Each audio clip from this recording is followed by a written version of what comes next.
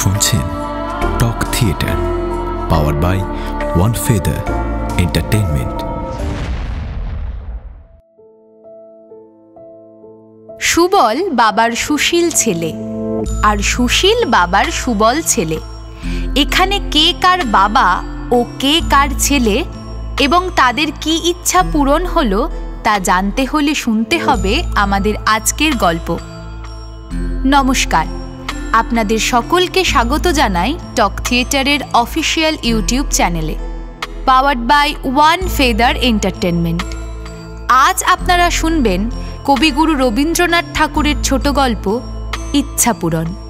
গল্প পাঠে আত্রেয়ী ব্যানার্জি, সুবল এবং সুশীলের ভূমিকায় সৌপ্তিক মল্লিক ও অন্যান্য চরিত্রে সৌপ্তিক মল্লিক ও আত্রেয়ী ব্যানার্জি।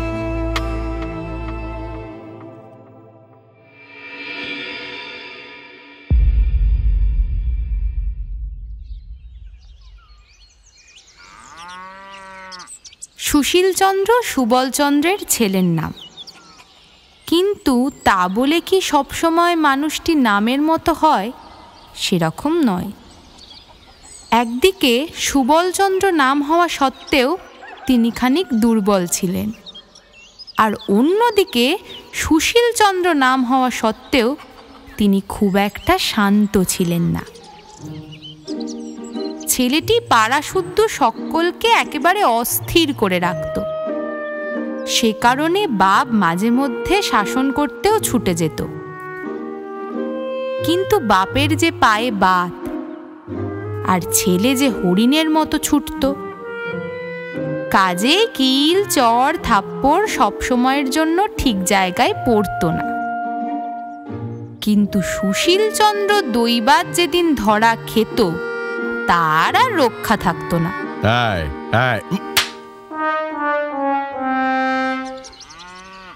আজ শনিবার, স্কুলে দুপুর 2টোর সময় ছুটি, কিন্তু স্কুলে যাওয়ার সুশীলের একদম ইচ্ছা ছিল না। তার কারণ অবশ্য অনেকগুলোই আছে। আজ স্কুলে ভূগোলের পরীক্ষা, তারপর আবার আজ সন্ধ্যায় ও পাড়ার বোসের বাড়ি বাজি পোড়ানো হবে। সকাল থেকে সেখানে ধুমধাম চলছে। সুশীলের ইচ্ছা সেখানেই গোটা দিন কাটানোর। অনেক ভেবে শেষে স্কুলে যাবার সময় বিছানায় গিয়ে শুয়ে পড়ল। তার বাবা গিয়ে জিজ্ঞেস করল, কি রে, বিছানায় শুয়ে আছিস যে বড়, আজ স্কুলে যাবি নে? সুশীল বলল, ওহ, আজ আমার বড় পেট কামড়াচ্ছে, আজ আর স্কুলে যেতে পারবো না। ও সুবল তার মিথ্যে কথা সবটাই বুঝতে পারল। মনে মনে বলল, রোসো, একে আজ জব্দ করছি। এই ভেবেই ছেলেকে বলল, তাহলে তোর আজ আর কোথাও গিয়েই কাজ নেই। বোসদের বাড়ি বাজি দেখতে তবে হরিকে একলাই পাঠিয়ে দেব। তোর জন্য আজ আবার একটু লজেন চুস কিনেও রেখেছিলাম। সেও আর খেয়ে কাজ নেই, বরং তুই এখানে চুপ করে শুয়ে থাক। আমি খানিকটা পাঁচন তৈরি করে নিয়ে আসি, যাই। এই বলেই ছেলের ঘরে শেকল টেনে সুবলচন্দ্র খুব তেতো পাচন তৈরি করে আনতে গেলেন। এবার সুশীল যে বড় বিপদে পড়ল। সে যেমনি লজেন্স ভালোবাসে, তিতো পাচন খেতে ততই সর্বনাশ তার। ওদিকে বোসেদের বাড়িও যাবার জন্য কাল রাত থেকেই তার মন ছটফট করছে, সেটাও বুঝি বন্ধ হলো। সুবলবাবু যখনই খুব বড় এক বাটি পাচন হাতে নিয়ে ঘরে ঢুকলেন, তখনই সুশীল বিছানা থেকে ধরফর করে উঠে বলল, আমার পেট কামড়ানো কমে গেছে, কমে গেছে। আমি আজ স্কুলে যাব। বাবা বলল, না না না না, সে আর কাজ নেই। তুই পাঁচন খেয়ে এইখানে শুয়ে থাক। এই বলেই বাপ ছেলেকে জোর করে পাচন খাইয়ে ঘর বন্ধ করে বেরিয়ে গেলেন।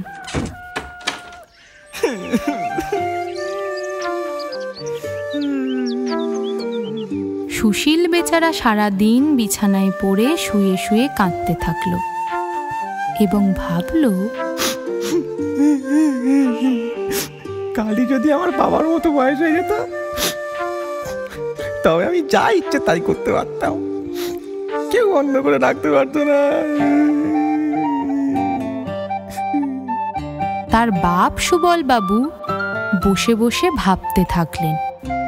আমার বাপ মা আমায় বড় বেশি আহ্লাদ দিতেন বলেই আমার ভালো পড়াশোনাটা আর হলো না। আমার যদি সেই ছেলেবেলাটা ফিরে পেতাম, তবে আর কিছুতেই সময়টা নষ্ট না করে পড়ালেখাটা করে নিতুম।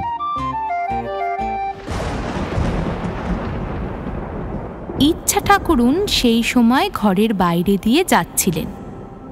তিনি বাপ ও ছেলের মনের ইচ্ছা জানতে পেরে বললেন, আচ্ছা,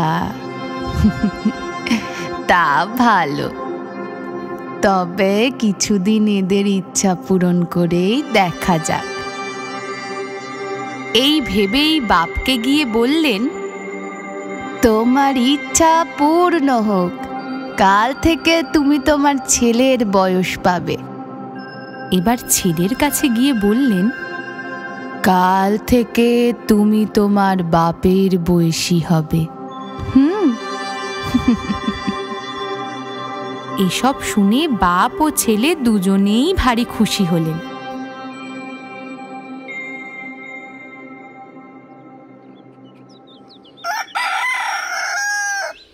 বৃদ্ধ সুবলচন্দ্র রাতের দিকে ভালো ঘুমোতে পারতেন না, ভোরের দিকেই যা একটু ঘুমোতেন। কিন্তু আজ যে কি হলো, খুব ভোরে উঠে তিনি লাফ দিয়ে বিছানা থেকে নেমে পড়লেন। দেখলেন খুব ছোট হয়ে গেছেন যে। কি হলো? পড়া দাঁতগুলো জেগে উঠেছে, গোঁপদাড়ি সবই উঠে গেছে যে। রাতে যে ধুতি জামা পরে শুয়েছিলেন, সকালে সেটাও ঢিলাঢালা হয়ে গেছে। হাতের দুই আস্তিনও মাটি পর্যন্ত ঝুলছে, জামার গলা বুক পর্যন্ত নেমে এসেছে। ধুতির কোচাও এমন ভাবে পা থেকে ঝুলছে যে মাটিতে পা ফেলার জো নেই। ওদিকে আমাদের সুশীল চন্দ্র, যে ভোর থেকে উঠেই চারিদিক দৌড়াদৌড়ি করে বেড়ায়, কিন্তু আজ তার ঘুম আর ভাঙছে না।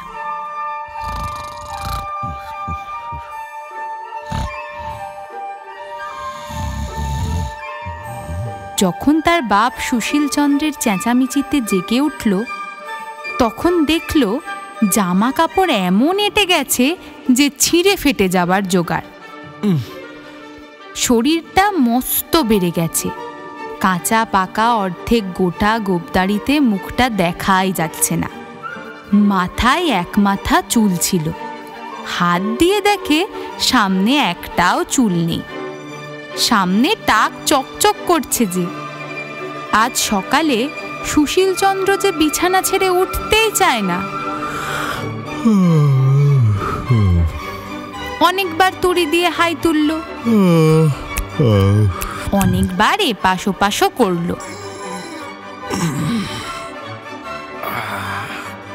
শেষকালে অনেকবারের পর বাপ সুবলচন্দ্রের গোলমালে বিছানা ছেড়ে উঠল। দুজনের মনের ইচ্ছা পূর্ণ হলো বটে, কিন্তু ভারী মুশকিল বেঁধে গেল যে। আগেই বলেছি, সুশীলচন্দ্র তার বাপের মতো বড় আর স্বাধীন হয়, তবে যা তার ইচ্ছা, এই যেমন গাছে চড়বে, জলে ঝাঁপ দিয়ে কাঁচা আম খাবে, পাখির বাচ্চা পেড়ে নেবে, এদিক ওদিক ঘুরে বেড়াবে, যখন ইচ্ছা হবে ঘরে এসে ইচ্ছা মতো যা খুশি খাবে, কেউ তাকে কিচ্ছুটি বলবে না। কিন্তু আশ্চর্য এই, সেদিন সকালে উঠে তার গাছে চড়তে ইচ্ছাই হলো না। পানা পুকুর দেখে ভাবল, পুকুরের জলে ঝাঁপ দিলেই নাকি তার কাঁপুনি দিয়ে জ্বর আসবে। চুপচাপ করে সে দাওয়ায় একখানা মাদুর পেতে ভাবতে লাগলো। মনে মনে একবার ভাবল, খেলাধুলাটা একেবারে ছেড়ে দেওয়াটা খুব একটা ভালো কাজ হবে না। একবার চেষ্টা করেই দেখা যাক। এই ভেবেই কাছের একটা আমড়া গাছে ওঠার চেষ্টা করল। কাল যে গাছে কাঠবেড়ালির মতো তড়বড় করে উঠতে পারত, আজ এই বুড়ো শরীর নিয়ে সে গাছে কিছুতেই উঠতে পারল না। নিচের একটা কচি ডাল যেই ধরল, তার শরীরের চাপে সেটা তড়মড় করে ভেঙে পড়ল এবং বুড়ো সুশীল চন্দ্র ধপ করে পড়ে গেলেন।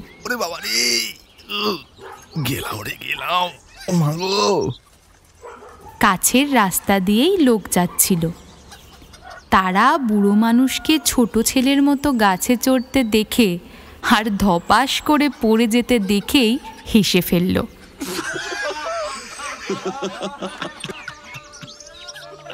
সুশীল চন্দ্র মুখ নিচু করে এসে আবার সেই দাওয়ায় বসে পড়ল। চাকরকে বললেন, ওরে, বাজার থেকে 1 টাকার লজেন্স জুস কিনে আন। এই লজেন্সের প্রতি সুশীলের বড় লোভ ছিল। স্কুলের বাইরে নানা রকমের লজেন্সের দোকান ছিল। তা সে দেখত, 2-4 পয়সা যা পেত তা দিয়েই লজেন্স কিনে খেত। তখন মনে করত বাবার মতো টাকা হলেই সে পকেট ভরে ভরে লজেন্স কিনবে আর খাবে। আজ চাকর 1 টাকায় 1 রাশ লজেন্স কিনে এনে দিল। সে একটা নিয়েই দাঁতবিহীন মুখে পুরে দিয়ে চুষতে লাগলো। কিন্তু বুড়ার মুখে ছোটদের লজেন্স কিছুতেই ভালো লাগলো না। একবার ভাবলো, এইগুলো আমার ছেলে মানুষ বাবাকেই দেওয়া যাক। আবার ভাবলো, না, এত লজেন্স জুস তাকে খেতে দিলে তার আবার শরীর খারাপ করবে। কাল পর্যন্ত যে ছেলেরা সুশীলের সঙ্গে কবাডি খেলেছে, আজ তারা এসে বুড়ো সুশীলকে দেখে ছুটে পালালো। সুশীল ভেবেছিল তার বাবার মতো হলে সে সারা দিন তার সমস্ত ছেলে বন্ধুদের সাথে ঢু ঢু শব্দে কবাডি খেলে বেড়াবে। কিন্তু আজ রাখাল, গোপাল, অক্ষয়, নিবারণ ও নন্দকে দেখে মনে মনে সে ভীষণ বিরক্ত হয়ে উঠল। চুপচাপ করে বসে আছি, এখনই বুঝি ওই ছোড়াগুলো গোলমাল বাঁধাবে। আগেই বলেছি, বাপ সুবলচন্দ্র দাওয়ায় মাদুর পেতে বসে ভাবতেন, যখন ছোট ছিলাম তখন দুষ্টুমি করে সময় নষ্ট করেছি। ছেলে বয়স ফিরে পেলে কেবল ঘরে বসে বই নিয়ে পড়া মুখস্থ করব। এমনকি সন্ধ্যা হলেও ঠাকুরমার কাছে গল্প শোনা বন্ধ করে প্রদীপ জেলে রাত্রি 10টা-11টা অবধি পড়া তৈরি করব। কিন্তু ছেলে বয়স ফিরে পেয়ে সুবলচন্দ্র কিছুতেই স্কুলের মুখ হতে চান না। সুশীল বিরক্ত হয়ে বলতো, বাবা, বাবা, স্কুলে যাবে না? সুবল মাথা চুলকোতে চুলকোতে আস্তে আস্তে বলতেন, আজ আমার পেট কামড়াচ্ছে, আমি স্কুলে যেতে পারবো না। সুশীল ভারী রাগ করে বলতো, যাবে না বই কি, অমন স্কুলে যাবার সময় আমারও কত পেট কামড়েছে, আমিও সব জানি। বাস্তবিক সুশীল এত রকম উপায়ে স্কুল পালাতো, সে তো আর অল্প দিনের কথা না। তাকে ফাঁকি দেয়া তার বাপের কম্য না। সুশীল জোর করে ক্ষুদ্র বাপটিকে স্কুলে পাঠালো। স্কুল থেকে বাড়ি ফিরেই সুবল একচোট ছোটাছুটি করে খেলা করে নেবার জন্য অস্থির হয়ে পড়ত। কিন্তু সে সময় বৃদ্ধ সুশীল চন্দ্র চোখে একখান চশমা দিয়ে কৃত্তিবাসের রামায়ণ নিয়ে সুর করে পড়তেন। সুবলের ছোটাছুটি আর শোরগোলেতে তার পড়ার ব্যাঘাত হতো। তাই সে জোর করে ধরে সুবলকে সম্মুখে বসিয়ে হাতে একখানা স্লেট দিয়ে অঙ্ক কষতে দিত। অঙ্কগুলো এমনই বেছে দিত যে তার একটা অঙ্ক কষতে 1 ঘন্টা পার হয়ে যেত। সন্ধেবেলায় বুড়ো সুশীলের ঘরে অনেক বুড়ো একজোট হয়ে দাবা খেলত। সে সময়টা সুবলকে ঠান্ডা রাখতে সুশীল একখান মাস্টারও রেখে দিল। মাস্টার রাত্রি 10টা অবধি তাকে পড়াতো। খাওয়ার বিষয়ে সুশীল বড় কড়াক্ষ ছিলেন, কারণ তার বাপ সুবলচন্দ্র যখন বৃদ্ধ ছিলেন তখন তার খাবার ভালো হজম হতো না, একটু বেশি খেলেই অম্বল হতো। সুশীলের সে কথা বেশ ভালোই মনে আছে, সেজন্য সে তার বাপকে বেশি খেতে দিত না। কিন্তু হঠাৎ অল্প বয়স্ক হয়ে আজকাল তার এমনই খিদে বেড়েছে যে নুড়ি পর্যন্ত হজম করে ফেলবেন। সুশীল তাকে যতই অল্প খেতে দিত পেটের জ্বালায় ততই সে অস্থির হয়ে উঠত। শেষকালে রোগা হয়ে শুকিয়ে গিয়ে তার সর্বাঙ্গে হাড় বেরিয়ে গেল। সুশীল ভাবল তার হয়তো কঠিন কোনো ব্যামো হয়েছে, তাই তাকে ওষুধ গেলাতে লাগলো। ওদিকে বুড়ো সুশীলের বড় গোল বাঁধল। সে তার পূর্বের অভ্যাস মতো যা করত তাই সহ্য হতো না। আগে পাড়ার কোথাও যাত্রা গানের খবর পেলেই সে বাড়ি থেকে পালিয়ে হিম হোক বা বর্ষায় সেখানে হাজির হতো। এখনকার বুড়ো সুশীল সে কাজ করতে গিয়ে সর্দি কাশি হয়ে 3 হপ্তাহ বিছানায় পড়ে রইল। চিরকাল সে পুকুরে স্নান করে এসেছে, এখনো তা করতে গিয়ে হাত পায়ের গাঁট ফুলে বিষম বাতের ব্যথা উপস্থিত হলো। তার চিকিৎসায় 6 মাস চলে গেল। তারপর থেকে 2-3 দিন অন্তর গরম জলে স্নান করত। সুবলকে কিছুতেই পুকুরে স্নান করতে দিত না।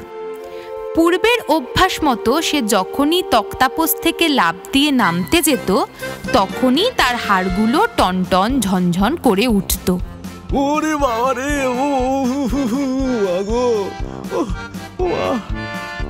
মুখের মধ্যে আস্ত পান পুড়ে দেখে দাঁত নেই, পান চিবানো তার পক্ষে অসাধ্য। আয়নার সামনে চিরুনি ব্রাশ নিয়ে দেখে মাথা ফাঁকা, পুরোটাই টাক।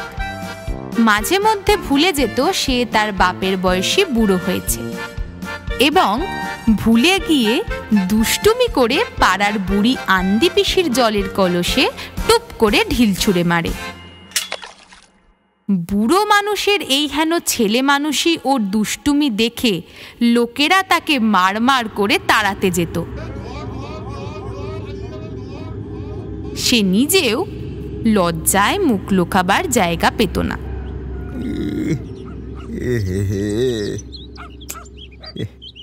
সুবলচন্দ্র 1-8 দিন দৈবাত ভুলে যেতেন যে সে আজকাল ছেলে মানুষ হয়েছে। নিজেকে আগের মতো বুড়ো মনে করে বুড়ো মানুষের তাস পাশা খেলার জায়গায় গিয়ে বসত এবং বুড়োর মতোই কথা বলতো। এই শুনে সকলে তাকে বলতো, যা যা খেলা করে গে, জ্যাঠামি করতে হবে না। এ বলেই হঠাৎ কান ধরে বের করে দিত। আবার মাস্টারের কাছে হঠাৎই তামাক চেয়ে বসত। দাও তো, তামাকটা দাও তো, একটু খেয়ে নি।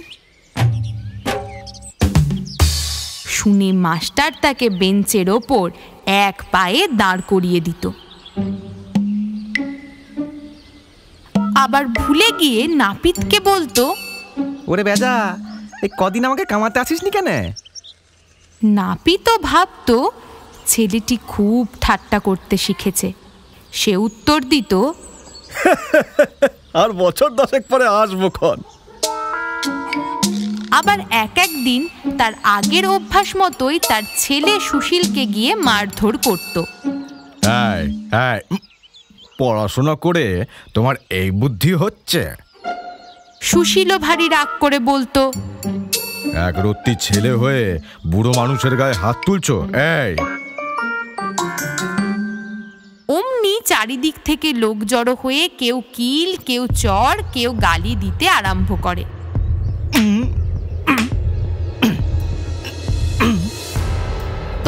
সুবল একান্ত মনে প্রার্থনা করতে লাগলো।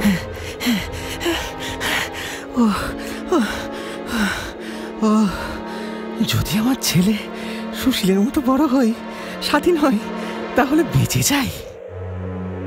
সুশীলও প্রতিদিন জোড়হাত করে বলতে লাগলো, হে দেবতা, আমার বাপের মতো আমাকে ছোট করে দাও, মনের সুখে খেলা করে বেড়াই। বাবা যেরকম দুষ্টামি আরম্ভ করেছে, ওকে আমি আর সামলাতে পারছি না। সব সময় ভেবে ভেবে অস্থির হয়ে গেছি। হে দেবতা। তখন ইচ্ছা ঠাকুরুন এসে বললেন, কেমন, তোমাদের শখ মিটেছে? সুশীল ও সুবল দুজনেই গড় হয়ে বললেন, ও হ্যাঁ ঠাকুর, মিটেছে ঠাকুর, মিটেছে মিটেছে। ঠাকুর, আমরা যে যা ছিলাম আমাদের তাই করে দাও। হ্যাঁ, ও বেশ, কাল সকালে উঠে তাই হবে। হে দেবতা।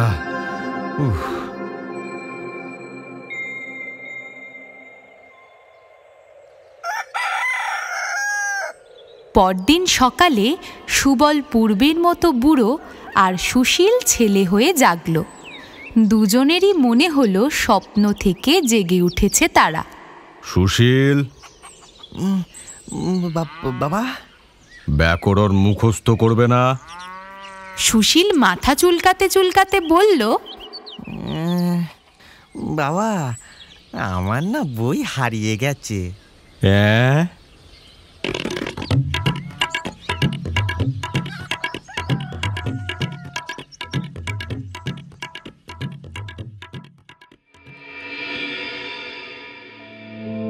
আমাদের গল্প ফুরলো, নোটে গাছটি মুড়লো। তাহলে আজ আসি, আবার আসবো পরের বুধবার ঠিক রাত 9:30 নতুন একটি গল্প নিয়ে টক থিয়েটারের অফিসিয়াল ইউটিউব চ্যানেলে, powered by one feather entertainment.